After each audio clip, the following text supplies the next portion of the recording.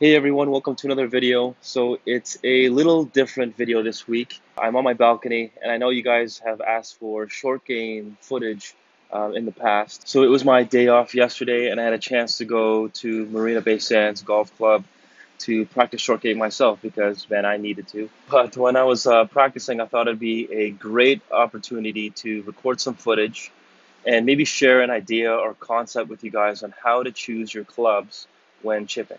And these scenarios have a lot to do with how much fairway or rough is in front of you versus how much green you have to work with.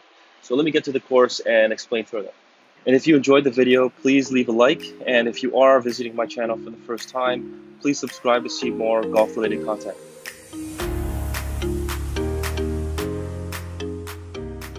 So when it comes to chipping, there's three scenarios you have to look out for.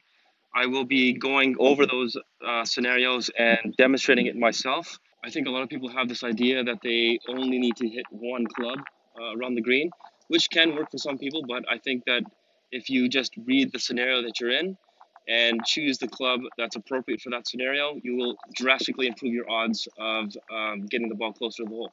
And as I'm demonstrating it, I'll explain what club you're supposed to use. So the first scenario that you will want to identify the next time you are chipping on the course is where there is about 70% green versus 30% rough or fairway between the ball and the hole. If you find yourself in this situation, then you have the option to use a lower lofted club when chipping. So clubs like a 50-degree wedge, pitching wedge, or anything that will get the ball landing on the green quickly and rolling to the hole most of the way. In this case, I'm using my 50-degree wedge, which would be like a gap wedge. If players use their highest lofted wedge like a lob wedge, then it will require you to make a bigger swing to get the ball to the hole, which makes the ball travel in the air longer than it rolls. And the bigger you make your swing when chipping, then there is a higher chance for error. So using a lower lofted club can also ensure you keep your swing small and be more precise with contact. Scenario number 2 is when you have about 50% green versus 50% fairway or rough between the ball and the hole. If you are hitting out of the rough, then you always want to use your highest lofted wedge in this situation so that you can land the ball close to the green. However, if you are hitting off the fairway and have a flat or uphill slope, then you can also use a lower lofted club such as a pitching wedge or even a 9-iron to land the ball before the green and allow the ball to roll. If you are fairly close to the hole, then putting would be another great option as well. But if you are faced with a downhill slope, then regardless of lie, you will always use your highest lofted wedge. The last scenario is when you have 30% green versus 70% fairway or rough between the ball and the hole. I'm using my little golf bag as the hole since there wasn't any pin on the screen that would show this scenario. So when faced with this situation, I always tell my players to ask themselves these two questions before choosing a club. The first question being, is there a fairway or rough in front of you?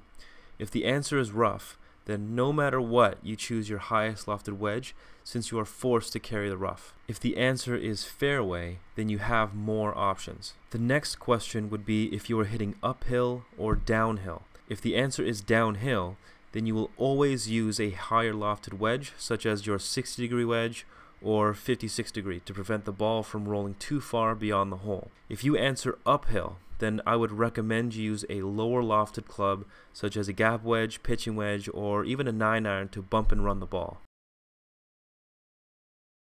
Okay, and that's it. So I hope you guys enjoyed the video. If you have any questions about anything, you can leave a comment down below. I definitely want to try to get on the course and share some footage of me playing, just to share maybe some course management things with you. But it's just so hard at the moment in Singapore because everyone just books all the times. It's really, really booked up on every golf course.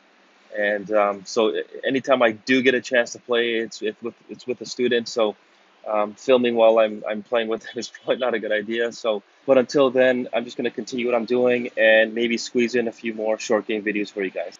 Be sure to follow me on my Instagram at Jonathan K. Moss if you have any questions about my online lessons. But other than that, I will see you guys next week.